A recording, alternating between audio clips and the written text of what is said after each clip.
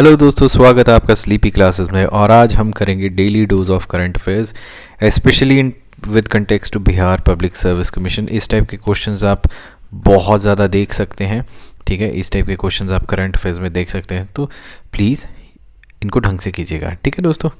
चलिए, उससे बिहार के बारे में बात कर रहे हैं तो बिहार पब्लिक सर्विस कमीशन 2021 का हमने क्रैश कोर्स लॉन्च कर दिया हुआ है, ठीक है जी।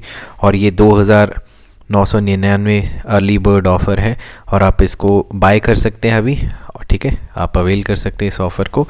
और ये आपको कहाँ मिलेगा? sleepyclasses.com पे। और इसकी डिटेल्स आप इस नंबर पे हमें कॉल कर सकते हैं, ठीक है दोस्तों। तो चलिए शुरू करते हैं। पहला क्वेश्चन है कि what is India's rank in global food security index 2021। तो ये आपके ऑप्शंस हैं, ठीक है। आप पॉज भी कर सकते हैं इसकी और आंसर दे सकते हैं, ठीक है। ये अमूमन आपको इंडेक्सेस, ठीक है जी, global food indexes, Henley passport indexes, इस टाइप के क्वेश्चंस फेवरेट रहते हैं, ठीक है।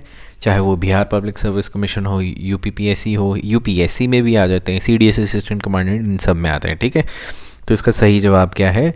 71st, ठीक है। थोड़ा सा इसके बारे में जानते हैं। अब देखिए, इंडिया का जो रैंक है वो 71st पोजीशन पे आया है ग्लोबल फूड सिक्योरिटी इंडेक्स में। और ये कितने कंट्रीज़ का हुआ था? 113 का, ठीक है। और इसके बारे में जैसे आज सुबह जो डेली न्यूज़ करवाई थी उसमें भी मैंने काफ़ी डिटेल में करवाया हुआ था ग्लोबल फूड सिक्योरिटी इंडेक्स के बारे में, ठीक है। और हमारा कंट्री जो है, हमारे कंट्री जो है, बाकी जो नेबर्स हैं पाकिस्तान और श्रीलंका, उसके भी पीछे है, ठीक है, in terms of food affordability. तो ये काफ़ी ज़्यादा चिंताजनक बात है। अब पाकिस्तान का कितना है? 52.6 पॉइंट्स, जो कि इंडिया से बेटर है। हमारे 50.2 पॉइंट्स थे, जो कि फूड अफोर्डेबिलिटी कैटेगरी में है, ठीक है।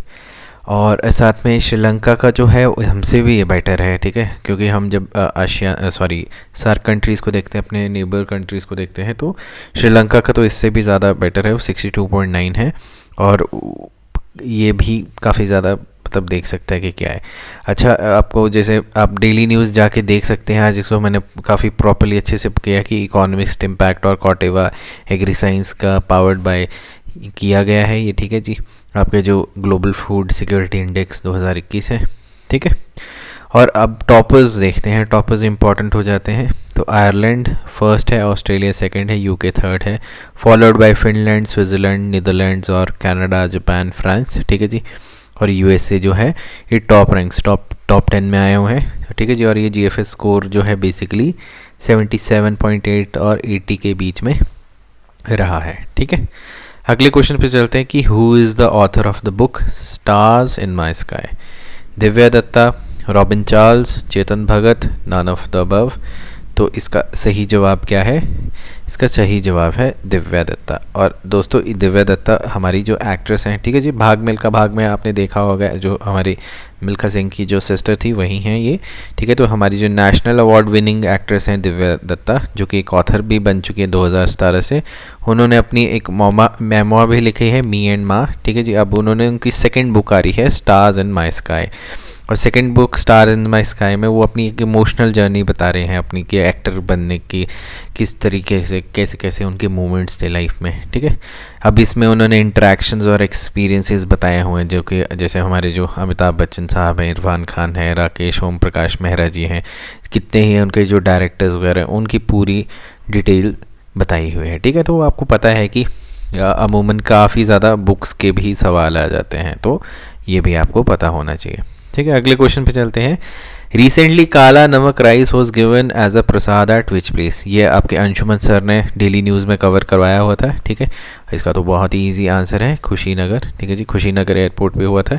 और आपको पता है कि काला नमक राइस जो है इसको जीआई टैग भी मिला हुआ है, ठीक है। ये आप जाके देख सकते हैं, ठीक है, डेली न्यूज़ में अंशुमन सर ने करवाया हुआ है।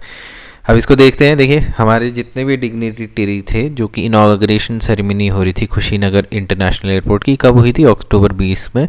वहाँ पे काला नमक राइस का जो है एज अ बुद्ध का प्रसाद दिया था। अब इसके बारे में क्या है कि ये कहते हैं कि लॉर्ड बुद्धा ने जो अपना फास्ट तोड़ा था वो खीर जो बनी थी वो काला नमक राइस जो है उसकी करी थी, और उन्होंने अपने अनुयायियों के बीच में भी इसको बांटा था। ठीक है, अब इसको क्या है, जोग्राफिकल इंडिकेशन टैग भी मिला हुआ है, और काला नमक राइस जो है उसकी अरोमा, टेस्ट और हेल्थ बेनिफिट्स के लिए जाना जाता है। ठीक है, तो दोस्तों आपकी जीआई टैग्स जो है, ठीक है, ये जितनी भी आपको मिलती हैं इनको याद रखना ज़रूरी है। आप गूगल भी कर सकते हैं, वैसे हमारी कोशिश रहती है कि हम यहाँ पे कवर करें, बट आपको इनको गूगल करना है, और साथ में रामसार साइट्स को ज़रूर कीजिएगा, यहाँ से फेवरेट क्वेश्चंस बन सकते हैं। ठीक है, अब कुशीनगर एयरपोर्ट कहाँ पे, ये इंटरनेशनल एयरपोर्ट है कुशीनगर में, जो कि एक डिस्ट्रिक्ट है उत्तर प्रदेश इंडिया में। ठीक है दोस्तों, चलो मूविंग अहेड।